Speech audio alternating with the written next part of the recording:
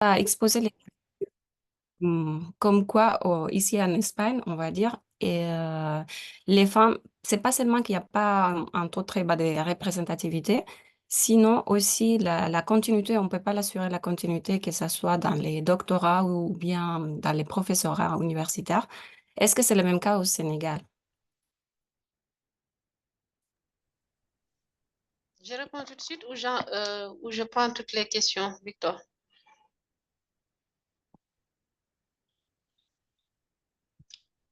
Victor, Bien, si vous voulez faire la question une autre fois. je réponds tout de suite. D'accord. OK. Merci, Degen. Merci beaucoup pour votre Ah, intervention et d'accord, votre d'accord. question. Oui, exactement. Pour le Sénégal, c'est pareil. Donc, le problème, nous notons une scolarisation acceptable au niveau du moyen secondaire des filles dans les filières scientifiques.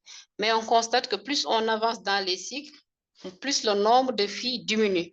C'est pareil à l'université. La première année, nous avons beaucoup de filles qui sont dans les filières scientifiques. Mais au fur des années, plus on avance en master au doctorat, le nombre de filles devient plus faible. Et c'est compréhensible si on en vient à ce que je viens de dire dans l'exposé, à cause des stéréotypes, à cause de la charge que la femme doit assumer en tant qu'épouse, en tant que mère, mais également allier ça avec le milieu professionnel. Donc, ça devient un peu difficile. Donc, ce qui fait que plus on avance, plus les femmes sont contraintes. Il y a un plafond de verre, en tout cas, qui empêche les femmes d'arriver au niveau doctorat ou bien au même niveau que les hommes. Donc, c'est le même constat au Sénégal. Merci. Merci pour votre réponse.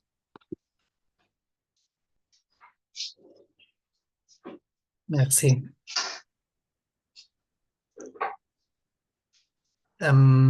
Maimouna, Fatima.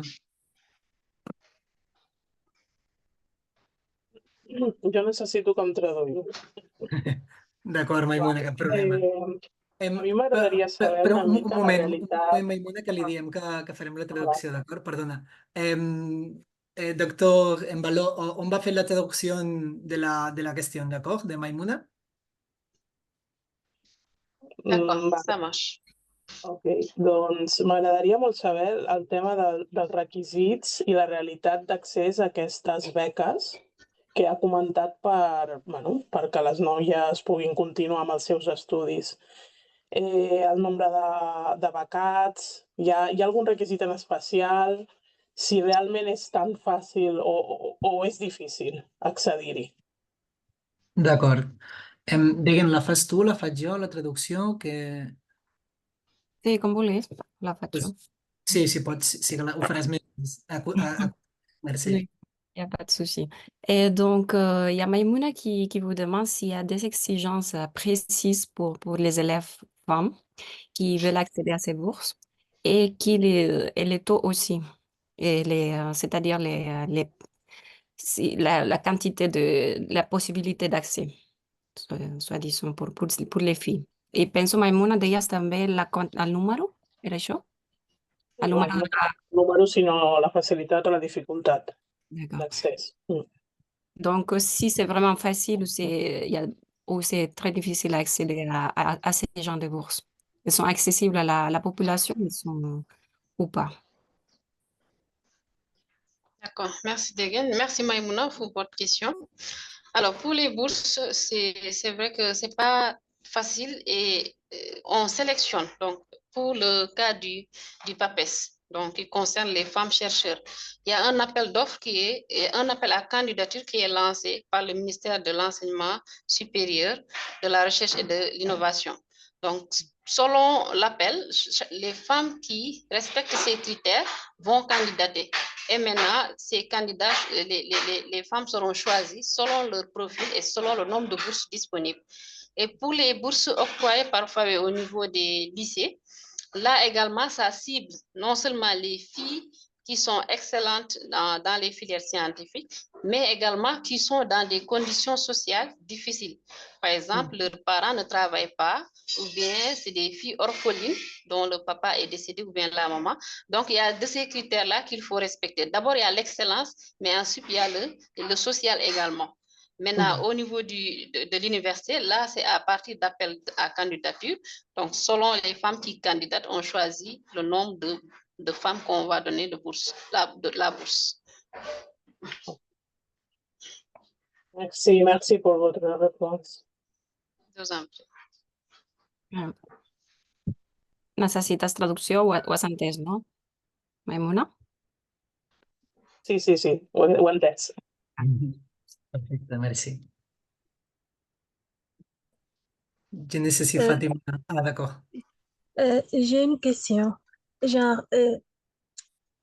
dans le cadre des aides, par exemple, ces aides-là, c'est seulement, genre, les aides, ça provient seulement du Sénégal, ou bien il y a des aides internationales, par exemple.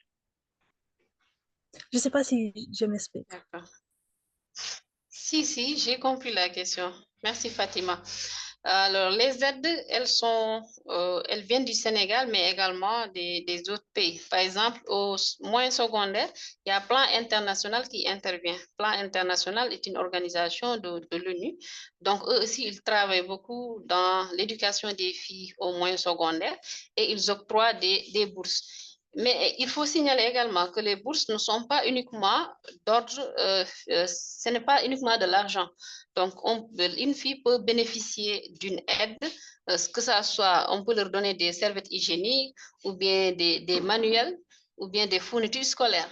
Donc, tout ça, c'est des bourses qu'on donne aux filles. Donc, ce n'est pas nécessairement de l'argent. Donc, on peut accompagner la fille tout au long de son cursus en lui donnant ces matériaux que je viens de citer qui sont nécessaires pour la fille, surtout pour les serviettes hygiéniques. Plan international intervient plus sur ça parce qu'il considère que les filles qui sont à l'école, qu'elles soient dans les filières scientifiques ou pas, à un moment donné, quand elles voient leurs règles, elles sont obligées, si elles n'ont pas de serviettes hygiéniques, elles sont obligées de délaisser leur cours et de rentrer à la maison pour maintenant s'occuper d'elles. Donc, pour éviter que les filles perdent des heures de cours, parce que ça influence sur le résultat, donc ils octroient des serviettes hygiéniques au niveau des établissements du Sénégal pour empêcher, pour aider les filles à ne pas perdre des heures de cours. Donc, ces bourses-là, elles ne viennent pas uniquement du gouvernement du Sénégal ou bien des ONG partenaires de l'éducation. Ça vient également de l'extérieur.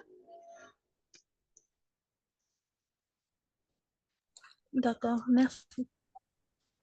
Je vous en prie.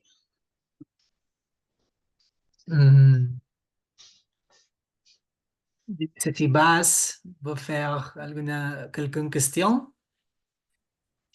Oui, j'ai une toute petite question, Victor, si vous me le permettez.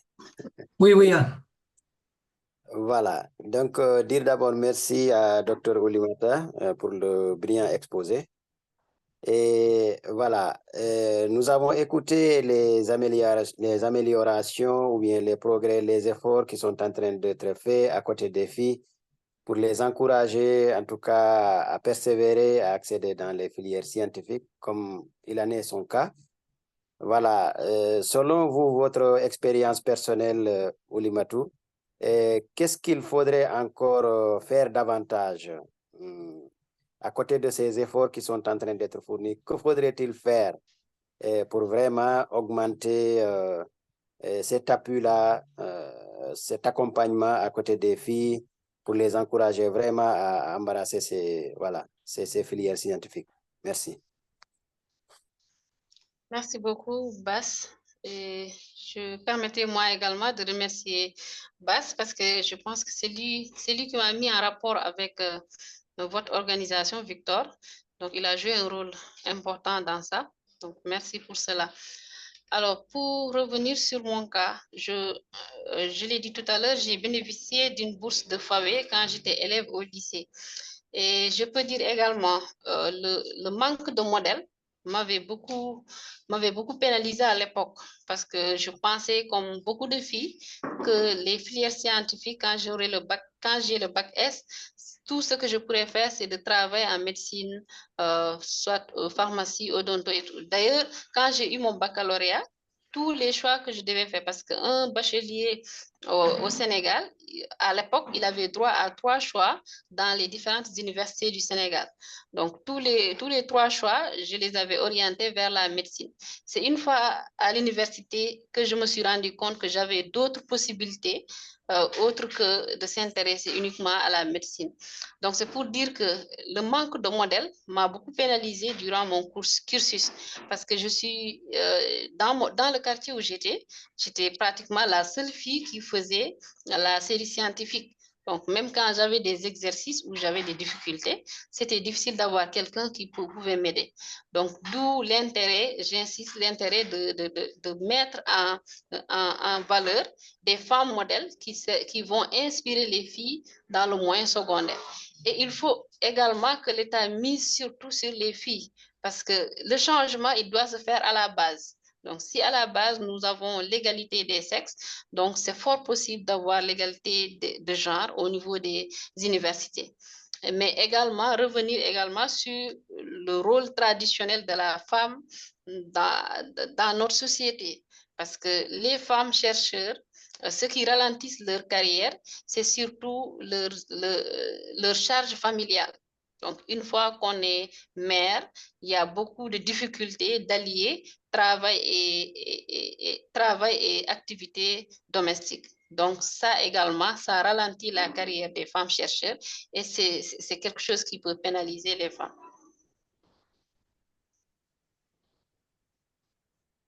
Merci beaucoup. Merci. J'ai vu que Lola a sollicité la parole.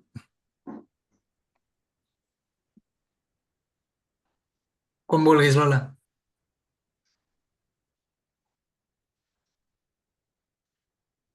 Oui. ¿Lola? Sí, ¿ahora? Sí, sí, ahora sí. ¿Qué tal? D'accord. Reactivar. Mhm. Perdona. Merci beaucoup, Madame Ballot, pour votre exposition. Et je voudrais juste une question, savoir si cette fille ou femme, après qu'elles ont fait ces études scientifiques, elles ont les mêmes facilités pour rentrer dans le monde professionnel que les hommes, si elles ont les mêmes salaires, si leur salaire c'est plus bas, ou quelles sont les conditions pour que les filles ou les femmes qui font ces études vraiment puissent développer tout ce qu'elles ont appris dans le monde professionnel. D'accord. Merci Lola. Alors, au Sénégal, lorsqu'une fille ou lorsqu'une femme, en tout cas, réussit dans les filières scientifiques, pour le salaire, elles ont le même salaire que les hommes, une fois qu'elles réussissent à décrocher un poste. Mais il est quand même difficile de décrocher un poste une fois qu'on a ces diplômes dans ces filières-là. Et cela est valable également pour les hommes. Peut-être que c'est un cas général au niveau du Sénégal, mais une fois qu'on a décroché son poste, on a quand même le même salaire. Maintenant, on peut noter quelques discriminations dans certains domaines, comme par exemple dans l'ingénierie. Une femme ingénieure, en tout cas, peut-être elle aura plus du mal à avoir des chantiers qu'un homme, parce que tout simplement, les gens peuvent la juger parce qu'elle est femme. On peut remettre en question ses compétences. Même dans l'enseignement, il arrive qu'on remette en cause les compétences d'une femme alors qu'elle a les mêmes compétences qu'un homme. Donc, on préférera toujours de choisir l'homme à la place de la femme à diplôme égal ou à compétence égale. Mais quand même, c'est des choses que l'État du Sénégal est en train de travailler sur ça. Les textes interdisent cela, mais quand même, on verra toujours que dans la réalité, les gens seront un peu réticents sur le fait d'embaucher une femme à la place d'un homme à diplôme égal et à compétence égale. Mais quand même, sur les textes, rien ne dit que la femme doit avoir un salaire moins que l'homme, ou bien elle doit être elle doit être traitée de façon inférieure à l'homme. Merci. Je ne sais pas si j'ai répondu à votre question, Lola. Et oui, vous avez bien répondu. Merci beaucoup. Merci. J'ai deux questions, d'accord? Je vais faire la première question qui est un peu large. Et c'est une question pour faire un peu une comparaison avec ici à Catalogne. Parce que ici à Catalogne, on a une situation que la présence féminine continue d'être la majorité dans les disciplines comme les sciences de la santé, par exemple. Non? Nous avons les élèves de la santé de différents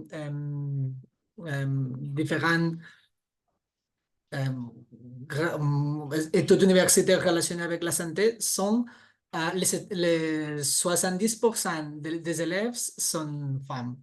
Par exemple, dans les sciences humaines, elles sont les 66%. Mais si on va voir la représentation dans études comme d'ingénierie et d'architecture, pardon, les femmes, les élèves qui sont femmes, sont seulement les 26%.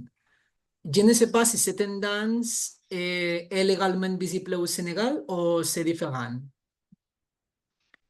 D'accord. Merci, Victor. Alors, effectivement, au Sénégal, nous avons les mêmes tendances parce que les rares filles qui restent dans les filières scientifiques et qui y réussissent, la plupart du temps, elles s'orientent vers la médecine ou vers les sciences infirmières. Donc, elles sont plus présentes dans la santé que dans l'ingénierie ou bien dans la technologie ou dans d'autres domaines des STEM. Donc, ça, c'est un constat également au Sénégal. Les femmes, elles ont tendance à s'orienter plus vers la médecine, vers la santé, plutôt que vers les autres domaines des STEM. D'accord, merci. L'autre question est une question qui est un peu précise. C'est une question avec l'expérience que vous avez expliquée de la campagne pour rendre visibles les femmes de sciences avec un hashtag. J'aimerais en savoir un peu plus sur comment ça a commencé et un peu plus avec la campagne. Alors, comme je l'ai dit tout à l'heure, c'est une campagne qui a été qui a été initiée par une femme sénégalaise, mais qui étudie aux États-Unis. Donc, après c'est en classe de première qu'elle est partie aux États-Unis et elle a travaillé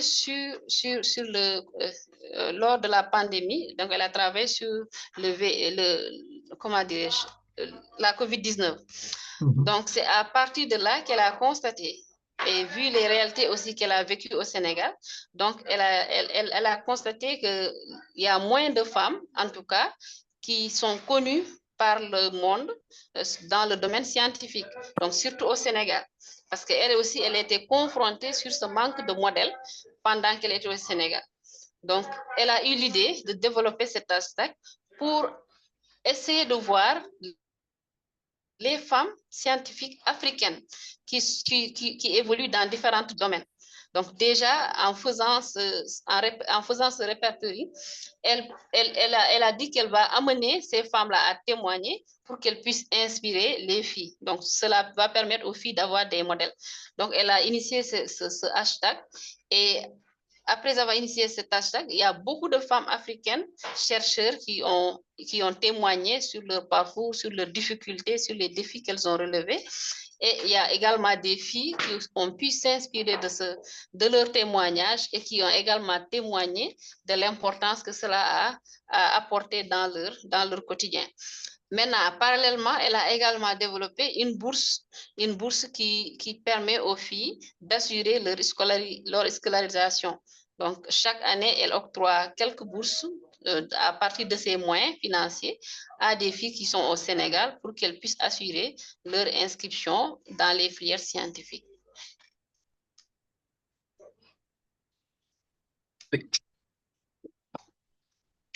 D'accord, merci. Merci beaucoup. Okay. Il y a Quelque autre question ou doute que vous voulez partager avec nous?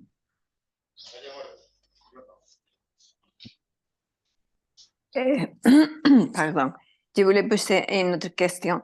Dans les domaines dans les filières scientifiques, quelles est les spécialités ou les domaines plus choisis pour les femmes au Sénégal?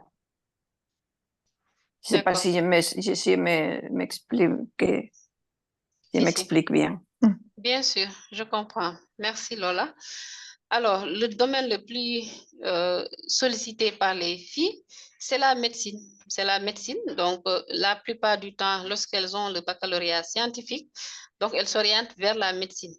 Maintenant, parallèlement, il y a la physique, mais là également, c'est au niveau des premières années à l'université qu'on note une grande présence des filles, mais plus on avance, plus ce nombre-là va diminuer.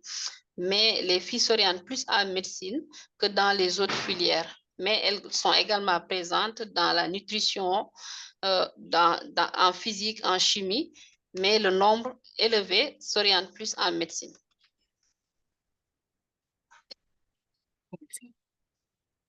Merci.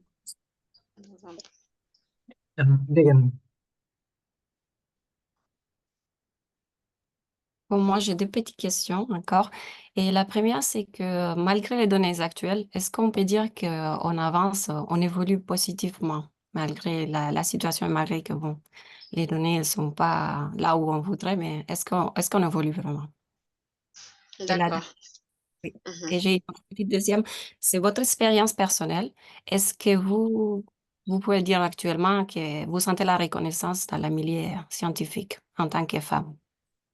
Si je sens la reconnaissance? La reconnaissance du milieu scientifique en tant que femme. D'accord. D'accord. Alors, pour l'évolution, je pense que comparé aux autres années, même si les chiffres sont faibles, on a une évolution. Donc, l'évolution, on la voit plus lorsqu'on est dans le moyen secondaire. Donc, moi, je suis professeur de physique-chimie au secondaire. Et dans nos classes, on remarque qu'il y a plus de filles que de garçons dans les classes scientifiques. Il y a plus de filles et de garçons. Et en plus de cela, les filles occupent toujours les premières places lorsqu'il s'agit de résultats. Donc, elles assurent de meilleurs résultats que les garçons et elles sont plus présentes dans ces classes-là. Maintenant, comme je l'ai dit tout à l'heure, le problème, c'est au niveau du maintien. Les filles, elles sont plus présentes actuellement que les garçons au secondaire, mais quand on va à l'université, la tendance s'inverse parce qu'au fur des années, elles ont tendance à abandonner. Donc, l'évolution, il y a une évolution dans tous les niveaux, à l'élémentaire au moins et au secondaire, mais quand même, il faudra qu'on travaille encore au niveau du supérieur parce que là-bas, on note une décroissance du nombre de femmes en comparant la première année par rapport aux autres années. Alors, pour mon expérience personnelle, je pense qu'il reste beaucoup de choses à faire parce que moi, en tant que professeur de physique-chimie au lycée, sur 10 enseignants, sur 10 professeurs de physique-chimie dans mon établissement, je suis la seule femme. Donc, je suis la seule femme. Et en sciences de la vie et de la terre également, sur plus de 10 enseignants de cette matière, il n'y a que 2 femmes. Donc, c'est pour vous dire que dans les systèmes, il reste beaucoup de choses à faire pour que les femmes soient présentes, surtout les femmes enseignantes. Parce que également, en tant que femme enseignante de sciences, on arrive à inspirer beaucoup de filles. Beaucoup de filles prennent exemple sur vous parce que déjà, elles voient que vous leur enseignez la matière et puisqu'elles pensent que c'est difficile, en voyant que la professeure parvient à leur enseigner ça, donc elles sont motivées. Elles sont motivées à continuer à persévérer. Donc, le travail, il faudra beaucoup miser sur les femmes pour qu'elles puissent rester dans le supérieur, pour qu'elles puissent aller très loin, en tout cas, surtout vers le doctorat et faire des recherches. Mais également, il faut essayer de recruter plus de femmes enseignantes en sciences dans nos établissements du lycée pour que les filles puissent s'inspirer de ces femmes-là et maintenant avancer dans le domaine des STEM. Merci beaucoup. Je vous en prie.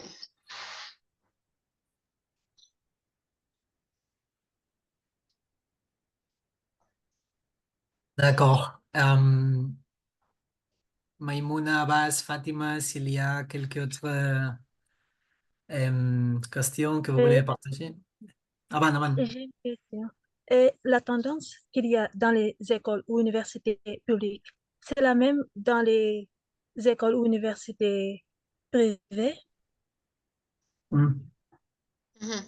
Oui, la tendance, elle est la même.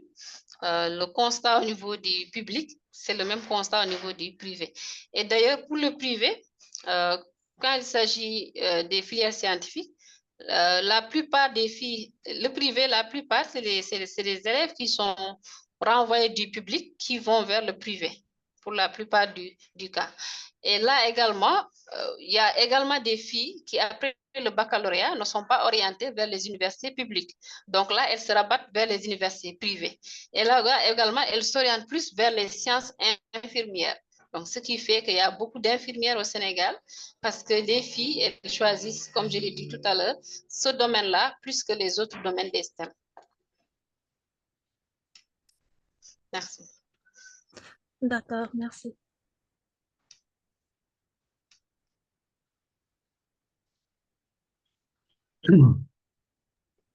Oui, une toute petite question, Victor.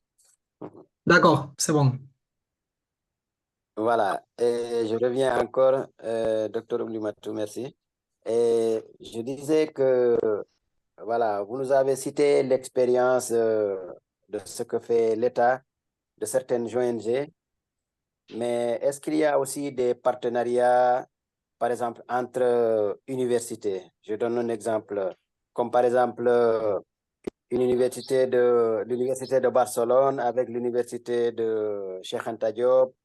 Est-ce que vous connaissez un cas particulier? En tout cas, dans certaines universités de l'Europe, vraiment qui collaborent avec le Sénégal pour essayer de pousser donc, cette présence des filles qui étudient les filières scientifiques.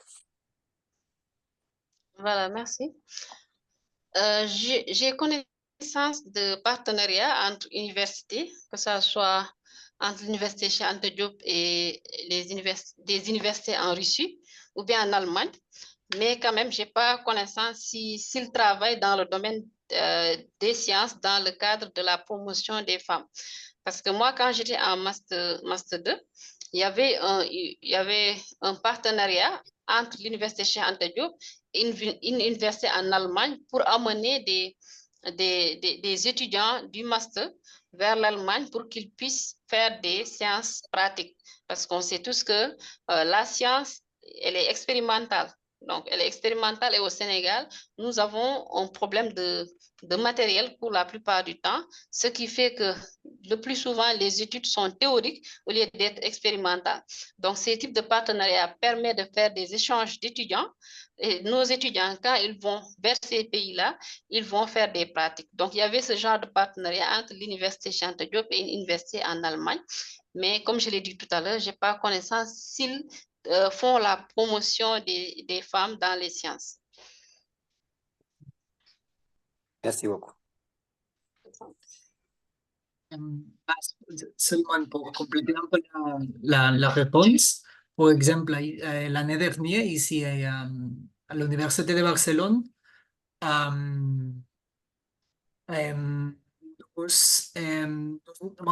avec l'université, on demandait un projet, non un projet, un programme d'échange avec étudiants ici de l'Université de Barcelone et de différentes universités africaines, au Mozambique, ou Afrique du Sud, au Sénégal, en Gambie, mais elles ne nous ont pas donné le financement.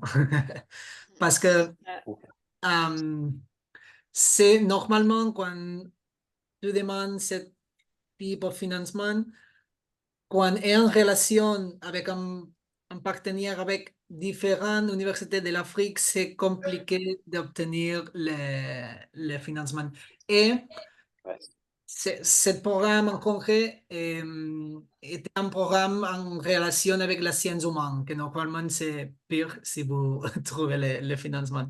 Mais nous n'avons pas d'échange de partenariat avec l'Université de Barcelone et différentes universités de l'Afrique en général, mais les mêmes avec les Cheikh Anta Diop de Dakar. Ok, merci. C'est ça, ouais. Merci beaucoup. Merci. Merci pour cette information.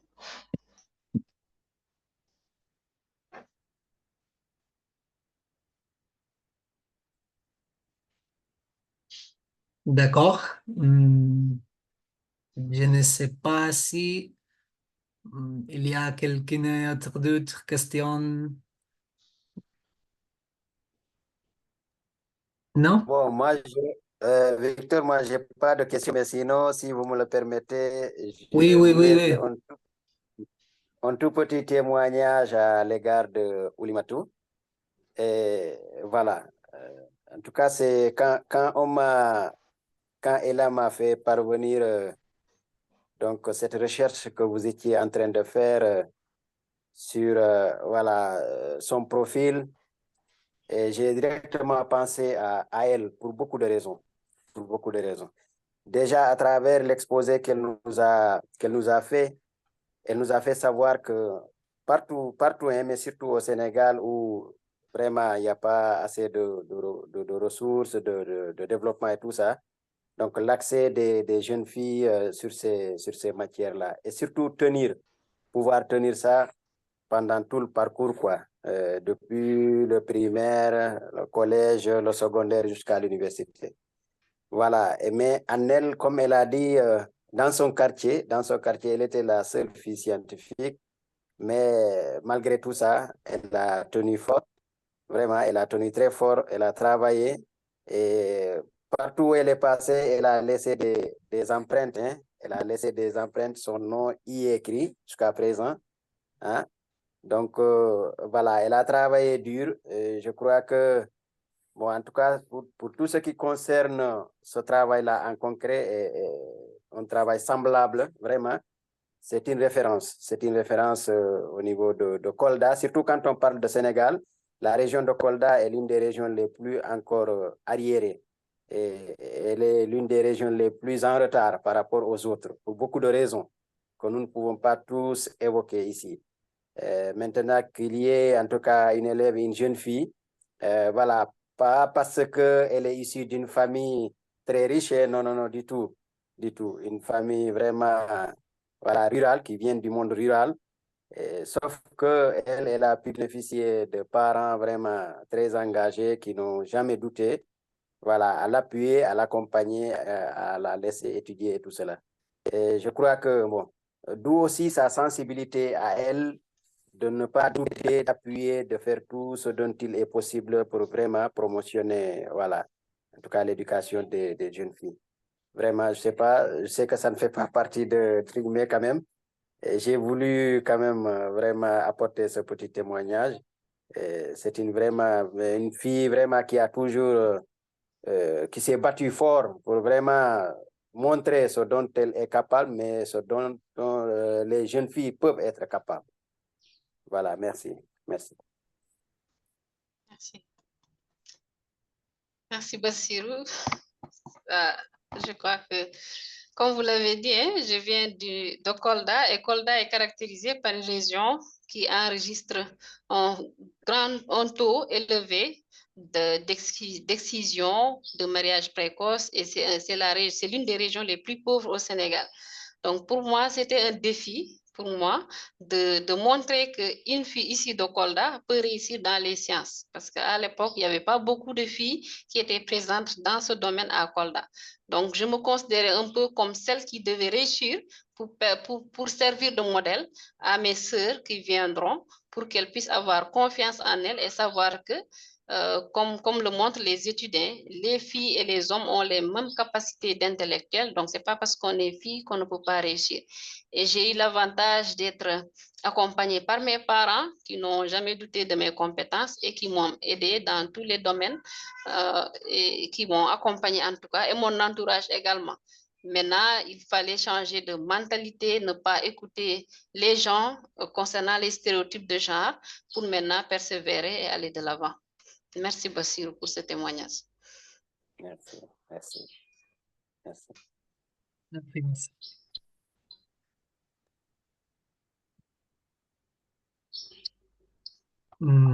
J'ai une question. Et avant, vous avez commenté sur le manque de matériel. Donc, je me demandais, genre, ces manques de matériel-là, l'État ne peut pas, genre, ne peut pas acheter ces matériels ou c'est trop difficile de les avoir ou bien, genre, je comprends pas trop. D'accord. Alors, si je prends l'exemple des sciences physiques, c'est des sciences expérimentales. Donc, à l'école, on doit allier cours théoriques et travaux pratiques. Mais ce qu'on constate dans beaucoup d'établissements au Sénégal, il n'y a pas de matériel disponible, de matériel et de produits chimiques également. Parce que dans les rares cas où il y a du matériel, c'est les produits chimiques qui font défaut. Alors, l'État est en train de mener des actions pour pallier à ça. Donc, par exemple, l'État a créé dans toutes les académies du Sénégal des blocs scientifiques et techniques. Et dans ces blocs scientifiques et techniques, on met le matériel nécessaire et les professeurs compétents pour gérer ce matériel et faire les travaux pratiques. Donc, ces blocs coiffent beaucoup d'établissements et les élèves sont obligés de passer dans ces blocs-là par période pour faire des activités, pour faire des expériences. L'autre chose, l'État a également commencé à doter les établissements de chariots mobiles où il y a le matériel et les produits. Et ça également, ça permet donc de mener des activités expérimentales. Mais le constat de façon générale, ce n'est pas tous les établissements du lycée qui ont ces dotations-là. Donc, ce qui fait que dans la plupart du temps, le matériel n'existe pas dans les établissements. Et dans le cas où ça existe, parfois le matériel n'est pas fonctionnel parce qu'il n'y a pas de laborantin disponible. Ou même si le matériel est fonctionnel, les gens ne l'utilisent pas parce qu'ils ne comprennent pas. Il faut quelqu'un qui doit entretenir le matériel et qui doit former les gens à l'utilisation de ce matériel. Donc, il y a tous ces problèmes-là qui font que le plus souvent, l'enseignement des sciences physiques est théorique au lieu d'être expérimental comme le suggèrent les programmes. Merci. Oui, d'accord, merci.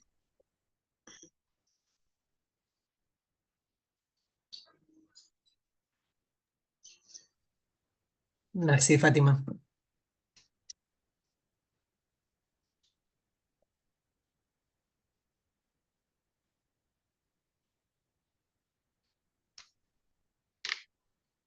D'accord. Je pense que tu as fait tu as proposé des questions ou des doutes. Et seulement, je veux dire que c'est un plaisir pour nous d'avoir références comme la docteure Oulimata Mbalo ici dans cet espace et partager avec nous votre expertise. Et j'ai et nous espérons vous rencontrer bientôt dans d'autres espaces parce que nous, réellement, pour nous, c'est très important de demander à trouver des essais comme celui-ci afin d'avoir des références, non, comme vous. Comme vous l'avez dit précédemment, c'est très important d'avoir références et d'ouvrir de nouvelles connaissances pour nous. Dans ces cas, quelles stratégies et solutions sont recherchées au Sénégal dans une situation que peut-être il y a quelques situations similaires ici en Catalogne. C'est très important pour nous de connaître las propositions qu'il y a, par exemple, au Sénégal pour voir s'il y a quelques propositions que nous pouvons implémenter ici aussi. Seulement, je veux dire une autre fois merci beaucoup pour partager toute l'expertise et l'expérience avec nous. Et je ne sais pas si quelqu'un de les personnes qui sont ici avec nous vous dire à notre chose, mais sinon, c'est tout. Et merci beaucoup. Et merci à toutes les personnes qui sont ici un samedi après-midi, que c'est difficile, je le sais, d'accord, pour notre vie. Et c'est tout, d'accord? Merci beaucoup à tous. Merci, Victor. Merci, chers participantes. Ce fut un plaisir. Merci, docteur. Merci beaucoup. Et merci du partage de votre témoignage personnel. Merci, Monsieur Bassir aussi, de nous faire connaître. C'est très important. Merci. Et bonne continuation. Merci beaucoup. Au revoir, merci. Merci, Merci, Vas. au revoir. Au revoir. Merci. Merci. Allez, au revoir. Merci. Merci Dagen. Merci Au revoir. Oulimatou. Merci beaucoup. Merci. Au revoir, Vas. Merci. Ciao.